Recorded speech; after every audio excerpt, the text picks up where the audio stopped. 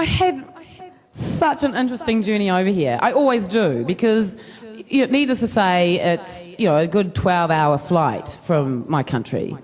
And then there's the whole rigmarole of packing up the house, getting to the airport, getting on the flight, getting my rental car, killing most of LA to get here, and all of that. And I thought I was doing pretty well. I dropped my cat off at the cattery, and I packed up my car. And it was a bit of a sad day for me because I just broke up with my boyfriend. Thank you. It's really upsetting. So I got to the airport and my flight was delayed for 4 hours. So I thought, maybe I can do one last goodbye with him, really stretch it out. Pain myself even more. So I checked my bags through, but the good news is, I got there, I was feeling pretty low, but the good news is that I got an upgrade to business class, which from New Zealand to the States is a big difference. So I'm very happy, I get very excited, and immediately all I want to do is share the news with him. So I ring him up and I say, look, hi, it's me, we've done our big Titanic, we love will go on, all that. And I'm like, okay, I'm going to come back into town and I can see you again, because he had a present to give to Claire. Remember Claire Stansfield? I've stolen her identity, getting slowly closer to looking like Lucy and Claire. Hey, do you like my hair? No, all of you, do you like my hair? Anyway, back to my story. So, I go to get my car and I realise that the ticket from my car to get out of the car park is in my bag that I've checked. Ouch. That's okay.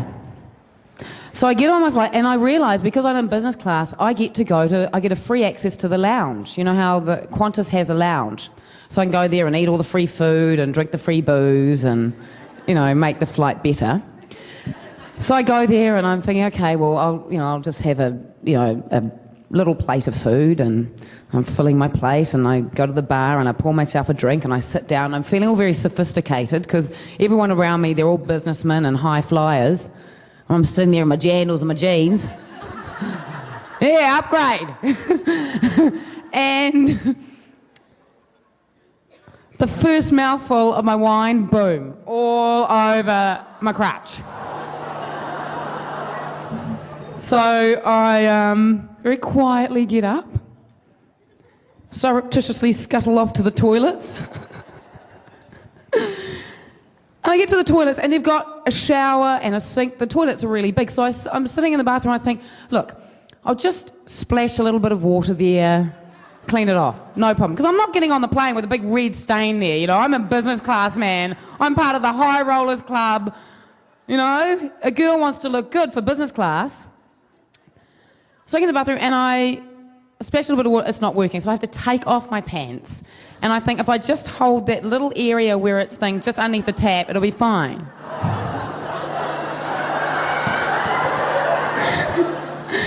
It is so not fine. I wet from here down to there. So I've not only got red wine stains, but all of my pants are completely wet, and they're a light pink colour. So now they've gone a dark pink, a purpley pink where it's wet. And I think, okay, hold on, bing bong, there's a hairdryer there. I'm going to dry my pants with a hairdryer. So I'm standing there with a hairdryer. This is going to take forever. And I hear this, bing bong, flight QF25 will now be departing at gate 8. And I'm like, that's my flight. Oh no, I've got completely wet pants. I'm broken-hearted. So, what's a girl to do? I managed to I had my jacket, thank God, so I had to wrap my jacket around my pants. Quietly walk onto the flight, into business class. Sit down, thinking, oh, my head will be held high because I'm in business class, but it wasn't. It was I was sitting there like this. Immediately get the blanket and put it over me, and everything's fine. Anyway, I'm sitting next to this lady, who must have been the grumpiest lady in the Southern Hemisphere.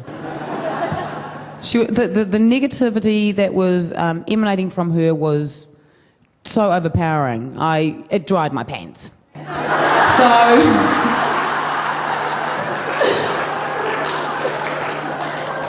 Everything's good at this point, right? We're about 2 hours into the flight. I get a little bit of self-confidence back. I can eat my meal with a bit of pride again because my pants are dry. It's all looking good. And they come around, they give me a bottle of water. I put it on the armrest. They take my food away. I'm thinking, well, I'm going to watch a movie or two. I'm reclining. And she gets all pissed off because my bottle of water. She's like, no. Ah, fuck.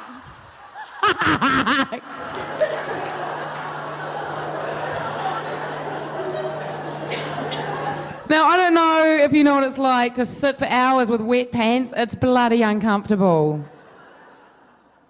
So that was just the first couple of hours of my journey. Okay, well, in regards to Effie's attitude in that first episode, considering how many times I auditioned for Pacific Renaissance, I'm not surprised that she had an attitude, you know. I think it was just, you know, in the script it was like, here's, you know, she was the antagonist in the piece, so my role was to be a snotty little so-and-so and to create some drama between Xena, Gabrielle, all of that. And then it was nice because it gave the character a place to go. It gave me a place to go. And when I was invited back, amazing, you know, I was able, of course, then they kind of resolved the relationship and I got a place to go with Effie. Are you interested at all in politics? Personally, I am myself, but not to get involved in running for anything. I deem it to be a part of my responsibility as a citizen of my nation to be involved in my government and politics. I live on this earth. Why shouldn't we be? You know, going against a lot of what, you know, politicians are about and, you know, the certain sort of governance that happens in a lot of countries, but I certainly don't support apathy. I think it's a shame. And if you want to have an opinion, then know about your country and vote. I mean, in my country, it's, as I imagine a lot of countries in the world, you know, with people that haven't had the right to vote, you know, i.e. Minority groups and so on and so forth, and now that's not the way. You need to stand up and be proud of who you are, and if you can't vote, find a way that you can, you know, because the smallest voices joined together can somehow be the biggest. So, you know, and I love that. Like in New Zealand, we have a female Prime Minister. We also have one of the first transgender people representing one of our districts down south. Which is amazing. And but anyway, away from that, I was thinking about women and Sonia Davies, who was one of the first women in the world to be able to, who allowed women to vote. Back! We're talking about New Zealand having pioneered a lot of really interesting things for women in voting. For me, being on stage is a natural part of who I am, what I do. But being on stage as me is a completely different thing. And when I remember my first ever convention appearance, and if it wasn't for the amazing amount of support and unprecedented applause, then I wouldn't have lasted up there. And through the support from the fans and through creation, I guess, you know, just to allow me to be here, to enable me to get up and share my stories and share myself. You don't get that opportunity that much, unedited, you know, and messed with. So people can really see, you know, I can allow them to see who I am and my sense of humour and what I like, what I don't like. And it's a rare opportunity to be able to do that. So I revel in it now. I love it. I get a nice sort of high, this adrenaline high before I go on stage. Yeah, and it's not necessarily a contrived experience for me either. Like I'm very humbled by it. You know, I like getting up there and just seeing what comes to mind and seeing what the audience brings as well. There's always going to be people or situations that arise that you can feed off or whatever.